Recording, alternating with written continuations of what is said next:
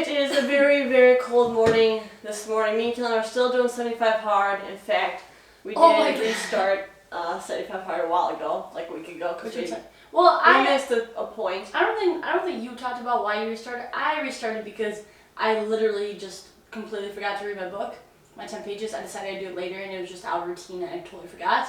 Kayla texted me the next day and said, I restarted 75 hard with you.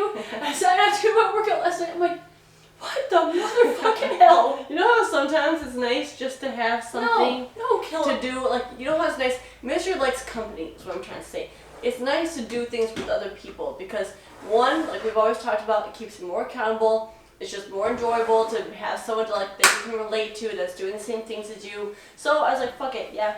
I'm gonna skip my workout. I don't want to do it anyways, and I went to bed. Yeah, who does that? Like psycho. She was halfway through. Keelan, you would do it if I asked you. No, I would not. I'd be like, hey, you know what? I'm gonna finish, and then I'll restart once I get to day 75. The next day I'll restart again to help you out, okay? Whatever. But I'm not restarting. Like that's what I say. Anyways, I came up because it is freezing outside, and we had to take a walk, and it was like 24 degrees. Yeah, it was very cold. Did you finish your walk? I did. But I had my hood like this. It was like, you know how you can like zip it up so like squeeze it so tight that all your eyeballs and like your nose comes out? Like that was me walking around with my hood up, headphones over top of everything, and like just like hands in my pockets. I don't have a winter coat. I stuffed so many sweaters on myself this morning. Still really I had a headband on. What degrees is it right now? What's that saying? 30. I think it's like 30. 31. It was 24 though. Or 23. But anyways, I had my headband on and I stuffed a stocking cap over top of my big bun and my headband so it looked like I was like a cone head. You know? Like you look like a complete dummy. It was just very cold, guys. And I don't like Minnesota winters sometimes. That's a bad attitude though. If you live in Minnesota, you just gotta say, I love the winter. Like it is really pretty. I do love the seasons. Like the winters. Okay, shut up. I'm gonna keep that same attitude. I think the hardest part though is that it went from being like 40s in the morning and just dropped really quick. Where like we're going out there and it's like 23 degrees out, and that's like a normal winter weather. I mean, I would say later in January you're dealing with the negatives constantly, like February. We better not have to restart 75 hard one more time. Oh my gosh. Or we are screwed. I still do though. I want to make it a habit where, you know, like where I'm getting outside because it does make my day so good. Well, I don't know. Like during that moment, I'm really hating it with how cold I am, but that just means I need to adjust a little smarter. So I'm gonna be wearing that snowmobile helmet walking on my walk now. Oh my god, are you actually? I literally told Nathan, I said, we got some snowmobile helmets at my dad's house, so I'm probably gonna grab one and wear it. He's like, if you look so dumb walking around, I'm like, I don't care. That's what I want you to do. I want you to take a video of yourself wearing that damn snowmobile. Because I was looking online of the different things you can get. You can get those like whole face, you know, mask, whatever. But my thing is, I hate something being over my mouth and that close. Yeah, I'm gonna have one of those. You're like breathing masks where it's like a hole around your mouth, and then like the hole through your eyes and your nose. That's what I want. A hole around my mouth, so I'm just like looking like a weirdo. But I just don't like things going over my face. My face was very cold. I was going like this. That's why I just think that whatever. That's why I think the snowmobile helmet is gonna be perfect.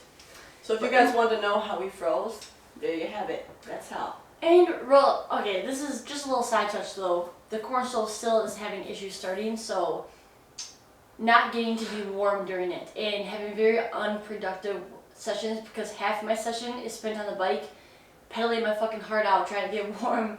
We've had a few people ask if they can come join us in the morning here. To do a workout. I'm like, you don't want to join us. I don't want to go. I'm bubbled up in my winter coat, my lungs. I'm happy if I can take my coat off. But even then, like moving and doing movement patterns, I'm like this big snowman, like trying to do a squat and be like, you know, like it's just like it's very uncomfortable right now. I'm surprised that Chris still comes home to do those workouts like 20 degrees, 27, and Chris will be like in his winter gloves and like. I mean, I am getting the stove figured out. Yeah. One way or another, it's getting figured out. It'll be warm there, just not yet currently. And we need it right now. Probably around November. Yeah. Realistically. And guys, like it's still, there's not any snow on the ground. Like it still very much looks like fall outside. Harvest is still going on. But yeah, for some reason, it's freezing already. Like how you call it harvest.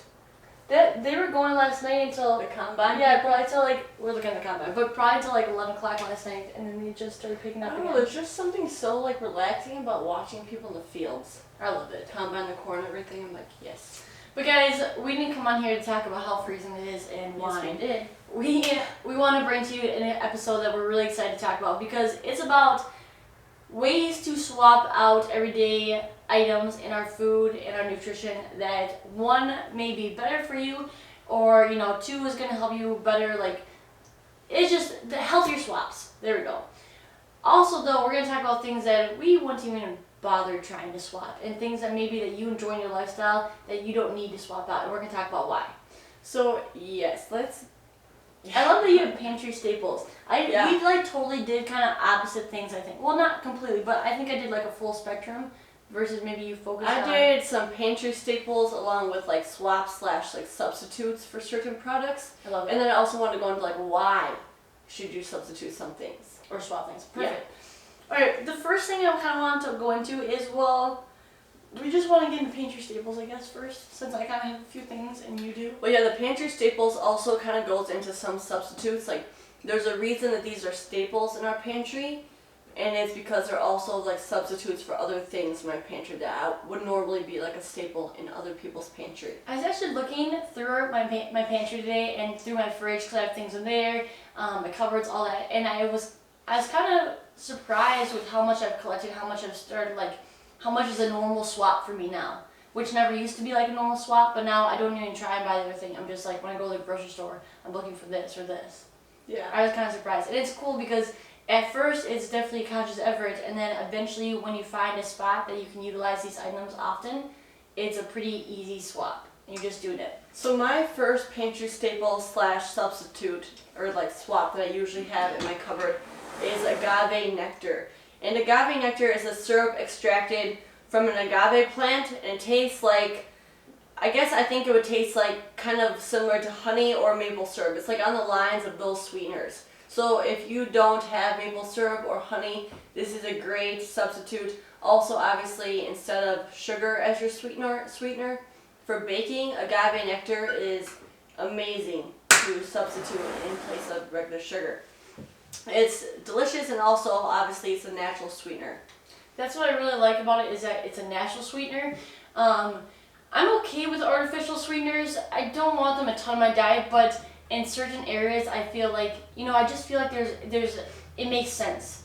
And we'll talk more about why, but like, just sometimes regular sugars that come with that calorie count, for me, doesn't make sense for some options. And I just like that there's so many different substitutes for like a sweetener. If you want to do agave or honey or pure maple syrup, which we'll get into some of those, but they all have like a different taste that can bring to like your baking or whatever you're making that you want to sweeten up. 100%, and I think that's a cool thing too, because everything, like you said, when it comes to baking, I think it's a little bit different than cooking because it's more of a science involved, I'd say, in like, if you want a certain taste or if you want a certain texture, you can't just throw in whatever flour, like coconut flour, for whatever. Like, not everything's a one-on-one trade-off. So you just gotta be careful with that. And it's also cool because I feel like we could just play around. Remember when we tried to make those carrot muffins? There's so many things I've tried to make that butchered completely. But it's also cool because, out of the 10 things I tried to make, maybe 1 or 2 things turn out, and then those 1 or 2 recipes, I'm like, I love it. You don't even have that, and you're like, save it, and you screenshot it, and you make it a million times. No, because I lose the screenshots. I screenshot everything. I have over like 5,000 pictures. What I just realized is you can go on your phone and search, like, if you search like pasta, or if you search honey, things that have that in it will come up. How freaking amazing is that? You did tell me that. Especially when I have 11,000 pictures. I wonder if most people know this and it's just something new to us. Whatever. Anyways, on this same side though, before you go on, I just want to talk about sugar-free syrup versus regular syrup. And also just bring in maple syrup, like all 3 of them. The first thing I think is, I don't know about you, I'm okay with having a sugar-free syrup option. And the biggest reason I'm okay with it is, 1, it's an artificial sweetener. But the biggest reason I am is in 2 tablespoons, there's 10 calories. So when I'm doing a cut and I'm trying to have lower calories, whatever it is, the biggest thing for me is when I still want to enjoy that like pancake breakfast, or like the French toast, the sweet breakfasty things, it's really nice to be able to have an option that's 10 calories and still get to my fix. Did you know pure maple syrup is actually also fewer calories than even honey? I did not know that, no. I've never looked at the back of it. Though I did look at the back of my pure maple syrup, and it was very similar to the amount of calories in a regular syrup bottle, but most syrup bottles don't actually have maple in them. It is also supposed to be like have a higher mineral and antioxidant count In pure maple syrup? In pure maple syrup, yeah. That's really cool. But I guess if I'm comparing it, syrup that you get at the store, not pure maple syrup, but regular syrup and sugar-free syrup. Regular syrup for 2 tablespoons has 110 calories. Sugar-free has 10 calories. So if I'm looking at a macro or a calorie standpoint, I'm okay with substituting every now and then that sugar-free syrup. Though I will say, I don't buy regular syrup from the store. I either buy pure maple syrup or I buy sugar-free syrup. And I like my pure maple syrup in my cookies, things like that. Yeah, there's so many things you can make with the pure maple syrup. It's actually, since we're on this point, it's a great substitute. It's one of my pantry staples is pure maple syrup because it's a great substitute for brown sugar. Oh my gosh, I did do that for one of my chocolate chip cookie recipes. Yeah. I just had to increase like the flour content ratio or whatever, and it actually turned out really, really good. Because it has like the similar taste of brown sugar, and then I'll give you like the similar coloring from brown sugar, for your cookies, or whatever it is you need to make, it'll be like the brown color. So it's super cool to have a great alternative to brown sugar in the pure maple syrup. I will say I tried to make gingerbread cookies, and I tried to substitute. You're supposed to use molasses. I tried to substitute pure maple syrup for sugar for molasses, and one didn't taste like gingerbread cookies, and I think that's the biggest reason is you have to use molasses. Well, molasses is thicker. The consistency is different. I know it's thicker, and it also has a different taste and whatever. But whatever. I'm just saying that's something I tried. All right, let's move on to our next pantry staple, which is probably something I have. We'll really quickly finish up with pure maple syrup. It's actually also, like I said, really high in antioxidants, riboflavin, zinc, magnesium, calcium, and potassium. So there's a lot of good things from it, even though the sugar content is a little higher. Obviously, yeah, you're gonna get but it's cool that it's not like artificially made. It's a natural. It's not like it doesn't have any benefits, good things in it. Yeah. That's what I like about it. Yeah. Yeah. That's where I really think like just the plain sugar bottles you can get from the store, the maple sugar bottles, whatever. I just think it's so dumb because they don't even put any maple in it. It's like caramel flavoring and coloring. Yeah. That's what they use. I'm like, they don't even put the actual maple in it. Like, I think if they say maple flavor, well, they don't even say. It's just maple flavoring. Some don't even say maple syrup. It just says syrup or light syrup. Like they don't put the maple in there because I think they could probably have like some kind of lawsuit when they say maple. Well, some places do say maple, but it's not actually any maple. It's just like a flavoring of maple. It's not actually the actual maple. Are you sure? I don't know if I've seen any that say maybe. I'm pretty sure on that. Okay. You can say it's maple as long as the flavoring's maple. Oh, okay, that's what it doesn't have the actual maple syrup. I'm saying a lot of these don't even have the maple syrup or any flavoring in it. It's just like caramel coloring, which is weird. Okay. My next pantry staple is apple cider vinegar, and this isn't really a substitute exactly for anything.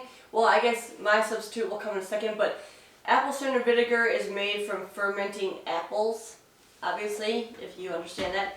And the reason that this is a pantry staple for me is because it's a great swap for some dressings. Obviously, dressings a lot are very high in sugars and calorie content and calories. And the biggest thing is if you can make a syrup or a vinaigrette from apple cider vinegar, which obviously you can make lots of different salad dressings, that would be a great alternative to eating with your salads. Yeah, and I've actually made a lot of different like apple cider vinegar dressings, and I usually do them with like, you know, with poke bowls, but I love it. You made these like 3 different dressings one time. Oh yeah, I did. With apple cider vinegar, and you're like having tried them all. What happened to those? I made a strawberry one too. That was actually really yummy. I actually liked it. Can you like can them? I just put them in a jar, and actually they kept well in the fridge for like a month. So I made a strawberry one, and well, I made all of them. I made avocado, a strawberry, and the other one's like a lemon one. And the one I used the lemon and avocado. The avocado went a little bit bad quicker. The lemon and strawberry kept longer in the fridge, and I loved the strawberry a lot. The avocado was nice, but it was like... I think I like the strawberry one too. I think I tried that one. The other side on the dressing side of things too, that it's just a lot lighter. You know, like it spreads really well. You don't need as much compared to like when you're trying to like spread your whole salad with ranch and you need like multiple tablespoons just to get it like all over. I like that aspect of the apple cider vinegar. It's not even just for dressings though that this is really common and really useful. You can use it in so many different like recipes for baking, and it's nice that it's a healthier swap. It's a healthier substitute. It's a great thing to keep in your pantry all the time. 100%. Even though I would not recommend drinking it straight, even though I do remember our roommate Jordan in college, obviously, she would drink it straight. Wasn't it for like? Because obviously there's something? there's lots of health benefits from drinking it straight, but it tastes like vinegar. It doesn't really taste the best. All right, we're gonna get into another pantry staple, and for me, a pantry staple I have is coconut aminos, and unlike what the name says, does not have a coconut flavor to it. It is literally a perfect substitute for soy sauce. Like if I put this in a dish, Nathan has no idea that I put it there, and he thinks it's probably soy sauce. wouldn't want to eat it. But if he knew, then he's like, no, I don't want that. But first, let me just talk about the sodium level. So in sodium for a regular soy sauce, in 1 tablespoon, there's 950 milligrams. I have not looked at what coconut aminos are, but I know it's like drastically smaller. I had the conversion in teaspoons. So it's for 1 teaspoon for soy sauce, regular soy sauce, it's 280 milligrams of sodium. And for 1 teaspoon of coconut aminos, it's 90 milligrams of sodium. So drastically different, almost 3 times, less. over 3 times. Over 3 times, yeah. Less sodium. What's the other one that's a little bit more expensive, but it's even less sodium? It's what I used to buy before I bought coconut aminos. I don't know, I only remember the coconut aminos. It's in the health food aisle at Hy-Vee, but I'd have to put it in the notes probably. But I used to buy it a lot more often. It's even less sodium, but the coconut aminos is just price point wise, it's worth it to the coconut aminos than it is to the other one. So the other one was like $17 for a bottle. I'm like, I just can't do that. I think Americans, as a general population, are always kind of consuming too much salt. There's so much salt in like all of our foods, all of our dressings, all of our everything. You go out to eat, you're going to be consuming a lot of sodium. And I think later on, like even our grandma has like health problems kind of related to salt. She can't have so much salt. Do you know, I think we talked about this on one podcast too though, is that most people get all that salt through processed foods, like you're just saying. It's like everybody likes to think of it as like what you put on your food at supper, but that's like only 2% of it. Like table salt, what you actually salt to make your foods with, you're using, like there's so little that you actually get from your salt intake from that versus what you're eating that's processed and that you buy from the store. It's also just cool because it's made from coconut palm, so obviously it's a natural way of getting in, obviously a natural way of having soy sauce instead of like the processed version of soy sauce, and so much less sodium, tastes the exact same. Literally, I think this is one conversion that literally tastes the same. There's just no reason not to buy this version. No, There's no reason, 100%. It is the same thing. Staple, you have to get it if you don't have it in your pantry right now, you guys. It is a lifesaver when it comes to making your dishes better and healthier. All right, next one, Kelly, you got this one. The next pantry staple that we have for you guys is arrowroot or tapioca starch. What I'm saying, they're like interchangeable because they're both the same kind of starch. We think a lot of the same. I also like these because they're very one-on-one treatable. Yeah. Like where if you need, well, you already have, it's kind of like your notes, but what we would really like to use these for is like thickening agents sometimes. They're really great for that, for gravies or whatever it is you're making. And if you need a tablespoon of regular flour, it's a one-on-one trade. So you can grab your tapioca starch or your arrowroot flour and do a trade for 1 teaspoon. And if you notice, obviously cornstarch is most commonly used, I think, in most households as a thickening agent, whereas you can replace these. So the arrowroot starch actually has more dietary fiber and calcium than cornstarch. And then the tapioca starch is from, obviously, the root vegetable cassava? Cassava. I think that's what it is.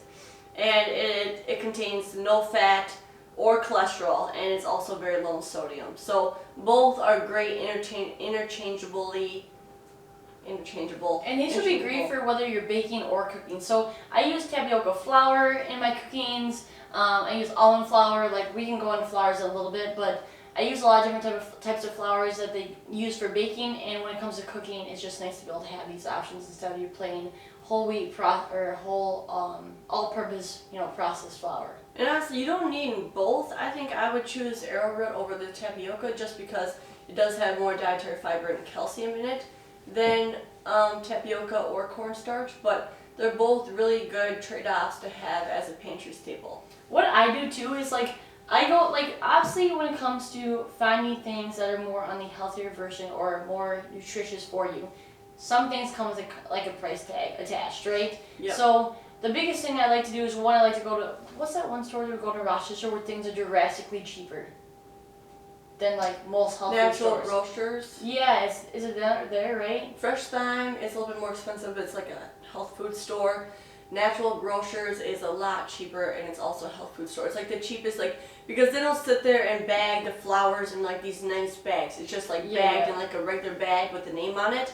So you're not paying for the packaging. You just literally. It's kind of like an Aldi's, but for a health food store. Yeah, I'd say. We haven't gone there in a while. We should go there. I know, but what me and Kayla would normally do is like we go there and we stock up on our different flours. So I have almond flour, I have coconut flour, tapioca flour, I have gluten-free flour, just gluten-free oat flour, and tons of different, staples that I like to use in my own baking because we love to bake. Obviously, you guys know this. And then I just went in and like literally put like little containers and labeled them. Yeah. And then I can just like scoop out of it. And I love having it on hand because otherwise, if you do a health recipe or a recipe that's supposed to be healthier, you're like, oh, I need to get these different types of flours. You don't even have the stuff.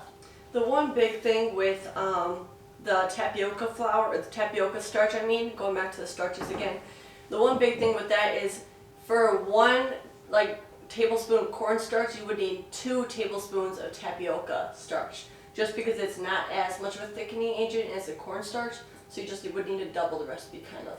And I think it'd be so easy to, well, I know it is, like you can go on to like Google, for instance, or the internet, and just ask what is a good, ratio substitute if you're trying to do this, like this for this, whatever product it is. So that would really help you out, especially if you don't want to be like me and Kayla and like fucking up your recipes by guessing, and then be like, what the hell went wrong? we just guess on everything. I'll even just add in things that don't belong, and they're like, oh, I wonder what this would do, and then it tastes like shit, and I'm like, why? That's why. I would say though, one thing that I've always had a really good luck on when I come to substitution for flour is I'll do like half and half. Like I'll do half almond flour and then half like a gluten-free oat flour or something. And for some reason, those mix really well together for me for my recipes. Yeah. And sometimes maybe I'll do like a bit of like coconut flour, whatever. There will be even times too that if I need a certain consistency for a baking recipe or something like that, I will still use white flour, but I just won't use as much of it, and I'll swap in like some other type of like healthier flour with it, just because I need the consistency that white flour gives it, which I want to talk about like a good consistency in place of white flour next, but then I'll also use like a different flour to kind of balance it. I like that. Like even if you can't do full, it's nice to be able to put in a little bit, whatever it is, whatever you have available. So it's not always easy to go to the store and pick up 4 different types of flours to make a recipe. Can I kind of jump into that next flour? Yeah. So what I wanted to talk about is flour, obviously white flour is not the best. It doesn't have tons of nutrition or minerals or vitamins or antioxidants or anything that's really going to add a ton to your overall life. But if you substitute in buckwheat flour, it has a very, very similar consistency to white flour, meaning it will still be light and fluffy, and it's not exactly going to be as dense as like maybe coconut flour or almond flour. Although those are also 2 great choices for substituting flours. Just maybe not for whatever recipe you might be doing. Yeah, with buckwheat flour, it's a grain-free and gluten-free flour that's made from buckwheat. It's also, like I just said, a great alternative to plain white flour, and it has loads of protein, fiber, vitamins, minerals, and antioxidants. It's kind of crazy to think it can have all those things. That type of profile, because compared to some other flours, like you said, like the all-purpose white flour, it's drastically different. However, it's really not recommended for people with digestive issues because it can be a little bit harder to digest. And it's also not recommended for younger kids, so that's like the one drawback. But otherwise, if you can digest things just fine, and if you're not younger, then it should be just fine for you to consume. The big thing also with this is a lot of people might have issues with low blood sugar levels, and you don't need to worry about this because it's very low on the glycemic Glycemic, yep. The GI index, whatever. Glycemic. It's low on that. Lastly, the minerals found in buckwheat flour include copper, manganese, iron, phosphorus, and magnesium. So yeah, like I love that it has such a good profile like that. And again, like just with anything, we all have to kind of experiment a little bit what goes with our body. Like some people are gluten intolerant, some people, like cannot eat beans, or like everybody kind of has some things that may not go well with them, and just go ahead and try things out. It can really like help you realize, you know, what goes well with you, what doesn't, and what you can add into your diet. And I have this flour at home, and I bake with it very often. Very often, yeah. And I think it just tastes so similar to white flour. Like, it's just so nice. I know, I did use that a lot and I ran out, and now I'm like substituting with like almond flour in. I'm not a huge fan of like coconut flour or almond flour. I like the almond flour. Taste a bit. If it's depends like, on the recipe. If it's the unbleached almond flour, I think it tastes kind of like cake batter-ish, kind of, when you mix it. Or just eating by itself, I like it, and then I mix it with like the gluten-free oat flour. They go well together, so, in my opinion. But anyways, that's all I have on the buckwheat flour. Okay, I kind of want to move in quick to sugar, and, well, we already talked with like sugar and baking. Agave nectar is a great one. I will say that I'm not against having artificial sweeteners. So whether that be sucralose or, you know, any of your other ones, your raw sugars that people have, I'm not against that as like a smaller substitute every now and then to make things a little bit, you know, easier for you to not have to have the high calories and all the extra. Like, we get enough sugar in our diets, so where I can limit it, I definitely try to.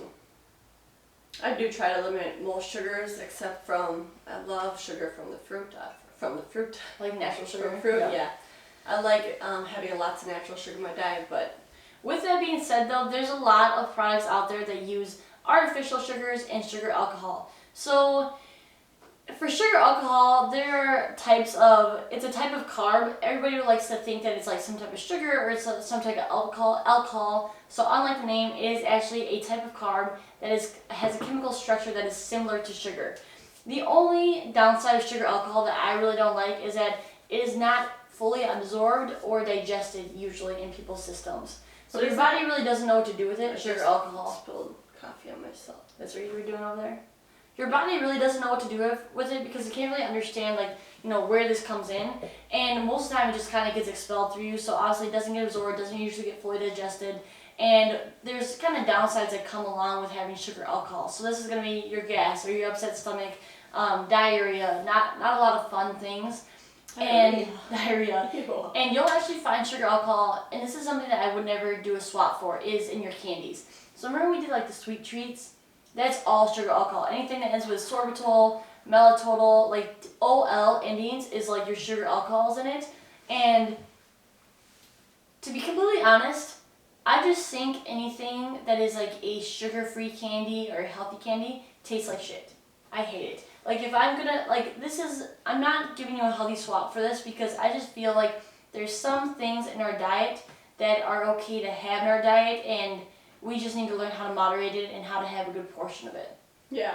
And this is one of my big ones. So for candy, if you love candy, if you want to have a recess once a week, you know, whatever it is, fit that into your calorie intake, fit it into your lifestyle, that's fine. We all need to learn moderation. Like, I literally can't buy a whole pack of candy, like, bars, because I'll eat them all, so I'll literally have to buy one, and that's it. But, or like when we buy a pack of gummies, like gummy worms, and then we split them. And I mean, yeah. But that probably also is too much. I just, like, that's one of my things where I just feel like, you know, like, if you like if you like the sugar-free candies, go for it. If that's, you know, doesn't bother you, you're fine with it, you know.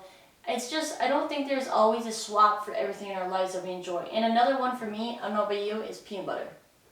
I've tried so many different peanut butters, the PB2, the pure peanut butter that has like zero sugar, whatever. Like, I just don't like them. I don't.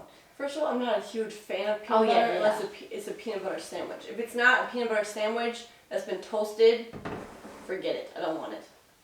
That's the only way I like peanut butter. Like peanut butter, like balls or something? I hate when you bring me a rice cake with peanut butter on it. I'm like, I don't even want this shit.